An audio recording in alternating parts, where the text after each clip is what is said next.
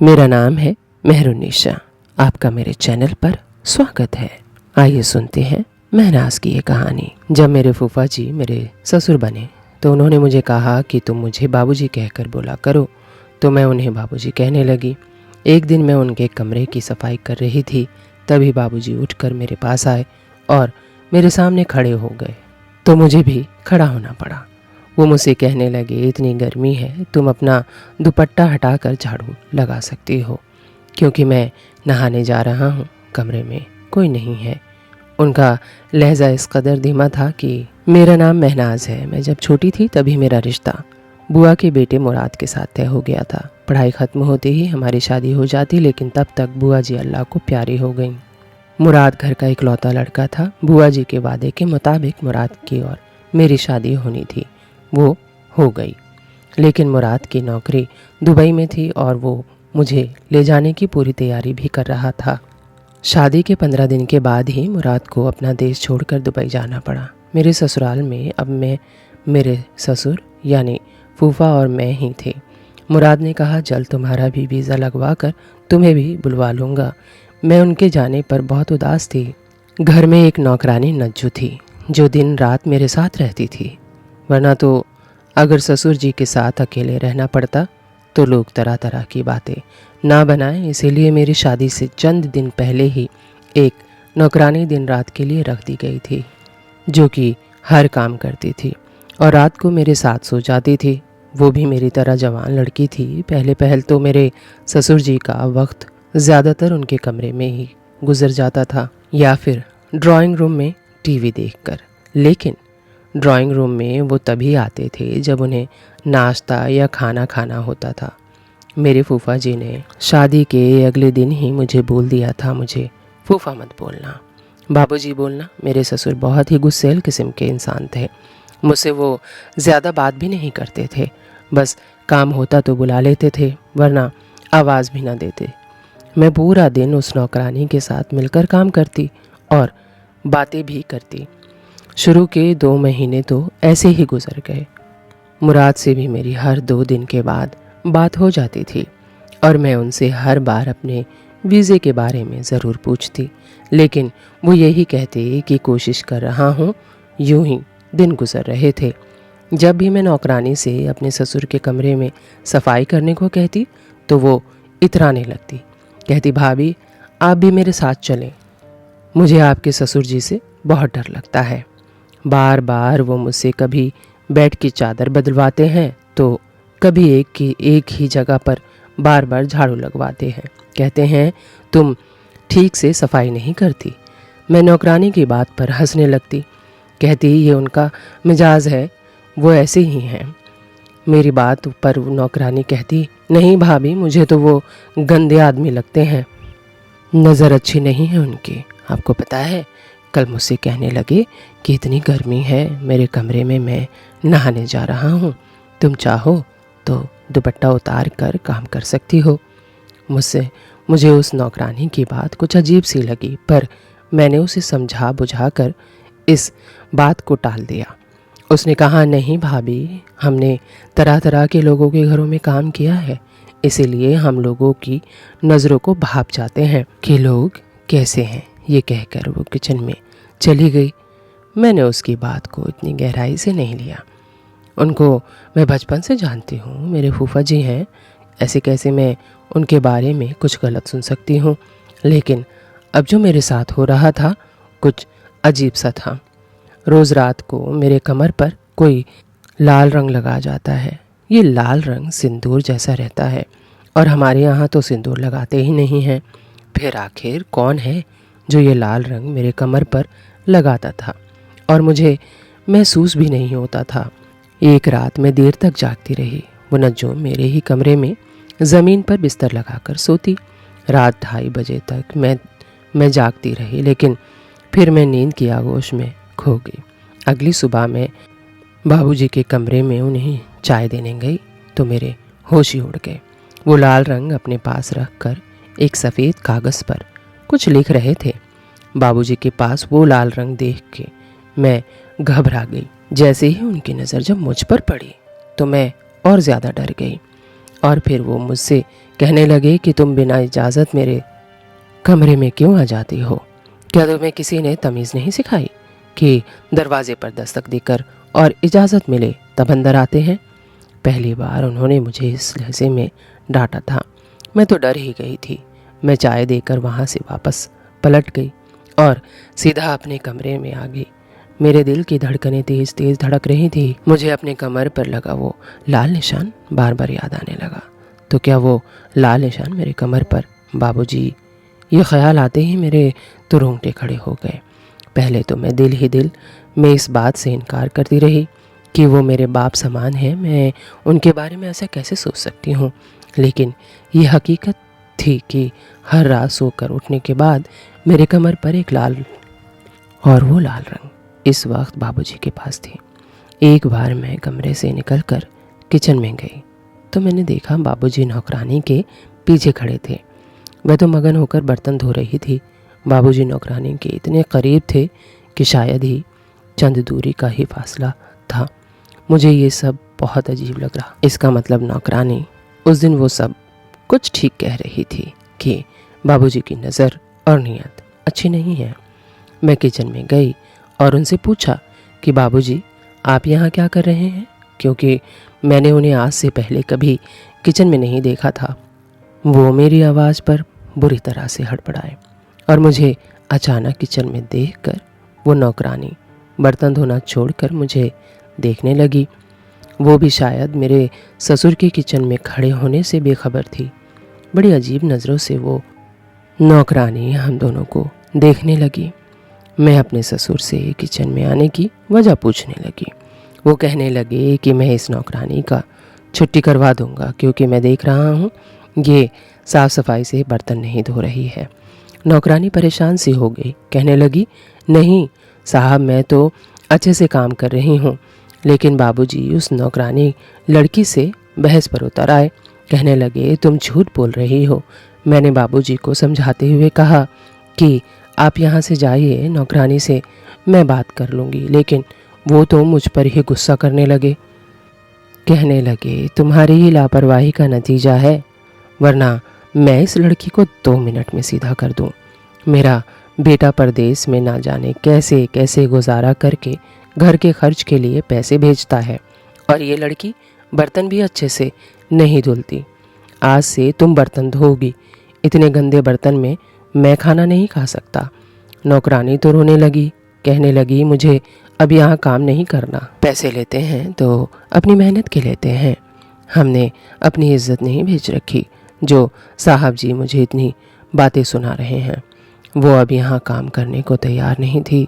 मैंने किसी तरह उसे समझा बुझाकर चुप कराया, क्योंकि मैं ससुर जी के साथ अकेले नहीं रहना चाहती थी। कम से कम मुझे ये हौसला तो था कि एक और लड़की मेरे साथ रहती है। मैंने नौकरानी से कहा आज के बाद बर्तन मैं धो लूँगी, लेकिन तुम काम छोड़कर मत जाना। मैंने बड़ी मुश्किल से नौकरानी को समझाया तो वो किसी तरह मान गई। जब मैं किचन से बाहर निकली तो बरामदे में बैठकर बाबूजी मुराद से फ़ोन पर बहस कर रहे थे कि वो नौकरानी को निकलवा दे, क्योंकि वो अच्छे से काम नहीं करती। लेकिन मैंने भी सोच लिया था कि मैं मुराद से कह दूंगी कि मैं नौकरानी को नहीं निकाल सकती, क्योंकि अब तो मैं बिल्कुल भी अकेले रहने के हक में नहीं थी। मैंने मुराद से कह दिया कि अगर नौकरानी इस घर से निकली तो मैं भी अपने मायके चली जाऊंगी। बाबूजी को बर्तनों से परेशानी है तो मैं खुद धो दूंगी। मुराद ने अपने अब्बा को न जाने कैसे समझाया कि वो किसी तरह मान गए।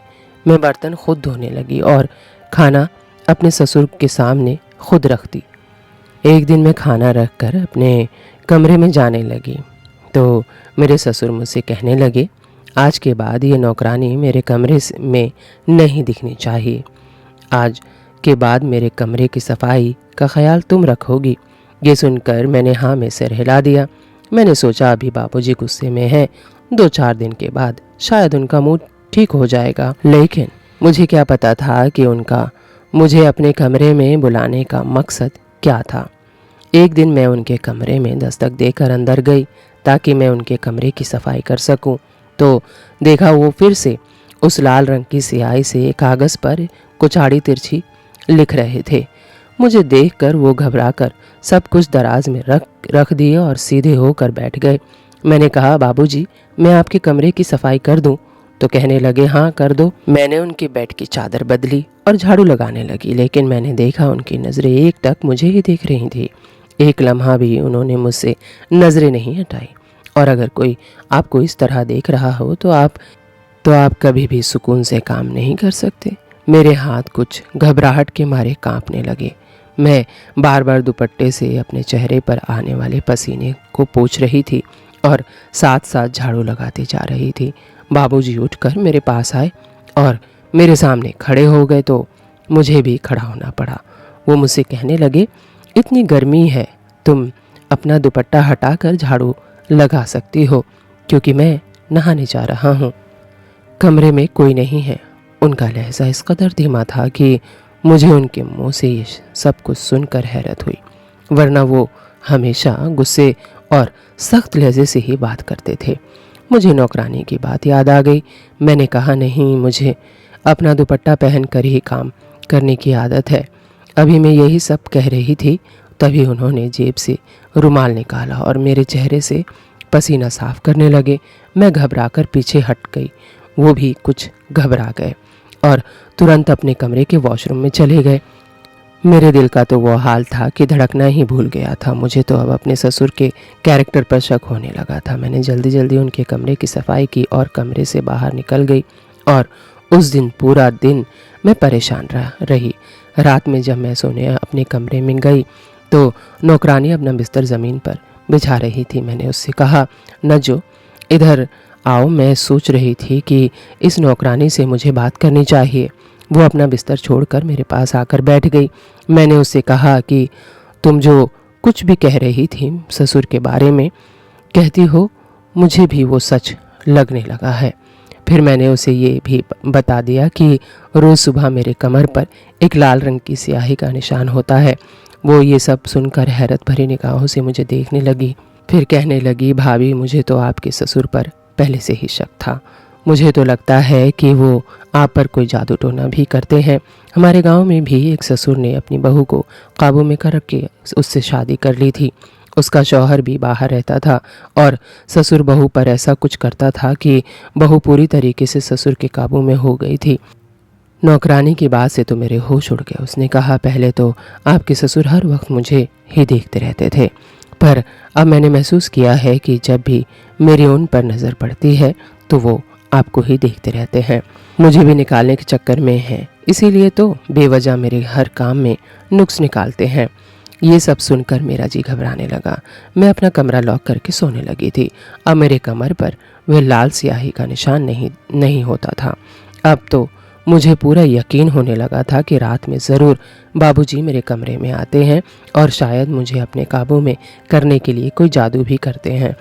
मैंने महसूस किया कि जब मैंने अपने कमरे को लॉक करके सोना शुरू किया था तो मेरे बाबूजी मुझे घूरते हुए देखते थे, लेकिन मैंने इस बात की कोई परवाह नहीं की। पर कुछ दिन बाद बाबूजी मुझ पर चिल्लाने लगे, कहने लगे, तुम अपने कमरे का दरवाज़ा क्यों लॉक करके सोती हो? मेरा बेटा तुम्हें मेरी जिम्मेदारी पर छोड़ कर गया है। मुझे इस नौकरानी पर बिल्कुल भी भरोसा नहीं है, इसीलिए आकर मैं खुद बार बार कमरे में झांकता हूँ कि कहीं ये नौकरानी कोई कीमती चीज़ चुरा कर भाग ना जाए। मुझे बाबूजी के किसी भी बात पर भरोसा नहीं था, इसीलिए मैंने फ़ोन पर मुराद से कह दिया कि वो जल्द से जल्द मेरा वीज़ा बनवाए। मुझे उनके पास आना है। पर जो बात मेरे शौहर ने मुझे बताई उस पर तो मुझे रोना आ गया। कहने लगे, अब्बा ने मुझे तुम्हारा वीज़ा बनवाने के लिए सख्ती से मना कर दिया है। कहते हैं बहू को बाहर नहीं भेजूंगा। मैं ये सुनकर रोने लगी। मैंने कहा, मुराद, अब मुझे यहाँ नहीं रहना, या तो आप वापस आ जाएं या तो मुझे अपने पास बुला लीजिए। कहने लगे, बस 1 साल की बात है, मैं वापस आ जाऊंगा, तुम बस 1 साल इंतज़ार कर लो। यही कहते हुए मुराद अपनी बहुत सी मजबूरियां मुझे बताने लगे कि 1 साल के बाद उन्हें अच्छी खासी तनख्वाह मिलने वाली है। अगर छोड़ कर आ गया तो मुझे बहुत बड़ा नुकसान होगा। ना चाहते हुए भी मुझे मुराद की बात माननी पड़ी, लेकिन अब मुझे अपने ससुर से चिढ़ होने लगी थी। ना जाने वो क्या चाहते थे। मैं यहाँ अपनी मर्जी से सांस भी नहीं ले सकती थी। कमरा बंद करती तो वो चिल्लाने लगते और सारे काम नौकरानी की बजाय मेरे जिम्मे में लगा चुके थे। जिस तकलीफ से मैं गुजर रही थी वो मैं ही जानती थी। अब तो वो हर बात पर मुझे टोकते रहते थे। मैं अपने कमरे में दोपहर को आराम करने जाती तो वो हंगामा मचा कर रखते थे कि तुम्हें मेरी कोई फिक्र नहीं और ना ही मेरी परवाह है। मुझे खाना देकर समझती हो कि तुम्हारी जिम्मेदारी पूरी हो गई है। मैं मुराद से तुम्हारी शिकायत करूँगा। मैं उनके रोज़ रोज़ के किचकिच से अब तंग आ चुकी थी। मैंने कहा, आप मुझे बताइए कि मुझसे आपको अब क्या काम है। मैं आपके सारे काम करती हूँ, खाना चाय सब कुछ वक्त पर देती हूँ। इसके अलावा मेरी और क्या जिम्मेदारी है। वो कहने लगे, तुम मेरे पास बैठकर मुझसे बातें नहीं करती, मुझे अहमियत नहीं देती। तुम बहू बाद में हो, पहले तो तुम इस घर की भतीजी हो। तुम्हारी बुआ नहीं रही तो क्या मेरे लिए तुम्हारे पास कोई बात नहीं करने को। लेकिन ये काम मेरे लिए बेहद मुश्किल था कि मैं उनके साथ बैठकर बातें करूं। मैं उनसे भला क्या बातें कर सकती थी। उन्हें ये सब खुद ही सोचना चाहिए। इस बार ना चाहते हुए भी मैंने उनका जवाब दिया। मैंने कहा, आपको मुराद से मेरी शिकायत करनी है तो शौक से करिए, लेकिन मैं आपके साथ बैठकर बातें नहीं कर सकती। एक बहू होने के नाते मैं जो कुछ भी कर सकती हूँ वो कर रही हूँ। इससे ज़्यादा की उम्मीद आप मुझसे ना ही रखें तो बेहतर होगा। मेरी बात सुनकर वो गुस्से से तमतमा गए, लेकिन मुंह से कुछ नहीं बोले और अपने कमरे में वापस चले गए। नौकरानी भी वहीं खड़ी सारी बातें सुन रही थी। कहने लगी, भाभी आपने बिल्कुल ठीक किया। भला आप उनकी बीवी थोड़ी हैं जो घंटों उनके पास बैठकर उनसे बातें करती रहेंगी। मुझे नौकरानी की बातें सही ही लगी। मैं तो शादी से पहले भी उनसे ज़्यादा बातें नहीं करती थी, तो मैं अब उनसे घंटों बातें क्यों करती। मैंने सोचा अच्छा ही हुआ कि वो मुझसे नाराज़ हो गए। कम से कम अब मुझे परेशान तो नहीं करेंगे। लेकिन आज रात जो कुछ भी मेरे साथ हुआ, मैं तो हक्का बक्का रह गई। सुबह मेरे कमर पर वही लाल रंग की स्याही लगी थी। नौकरानी अभी तक सोई पड़ी थी। मैंने उसे जगाया तो कहने लगी, मेरा सर बहुत भारी है और मुझे नींद आ रही है। रात भर तो मुझे होश ही नहीं रहा कि मैं कहाँ सोई हूँ। हाँ, मुझे याद आया कि रात में मेरे सर में तेज़ दर्द था तो साहब जी ने मुझे एक सर दर्द की गोली दिए। कहने लगे, इसे खा लो ठीक हो जाओगे। लेकिन ना जाने वो दवाई खाते ही मुझे होश ही नहीं रहा। पर मैं उसकी बात पर सोचने लगी कि भला उसने तो गोली खा ली थी पर मैंने तो कुछ नहीं खाया था, तो मुझे कुछ क्यों नहीं याद आ रहा।